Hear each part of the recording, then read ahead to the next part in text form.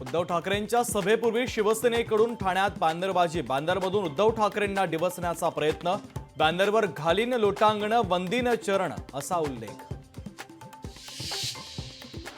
मनसे अध्यक्ष राज ठाकरेंचं जल्लोषामध्ये स्वागत, राज ठाकरे विधानसभा तयारीचा घेणार आढावा, विधानसभेसाठी इच्छुकांच्या मुलाखती घेतल्या जाणार।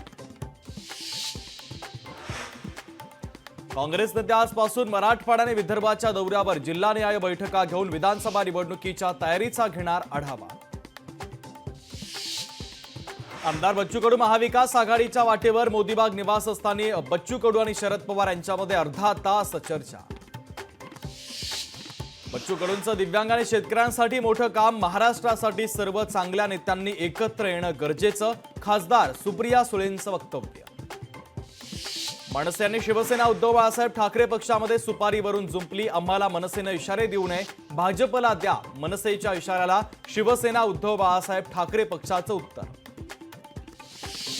राज ठाकरेंना कुणीही अडू नका, तर मुंबईत ताकद दाखवू, मनोज जरांगे पाटलांचं मराठा समाजाला आवाहन।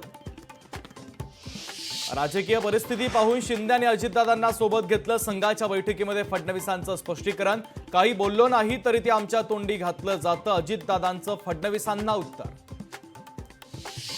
ज्येष्ठ मराठी अभिनेते विजय कदम यांचं निधन, विजय कदमांची कर्करोगाशी झुंज अपयशी, विजय कदम यांच्या निधनानं मराठी चित्रपटसृष्टीतून हळहळ व्यक्त। लोकशाही मराठी ऐका, पहा, जागरूक रहा।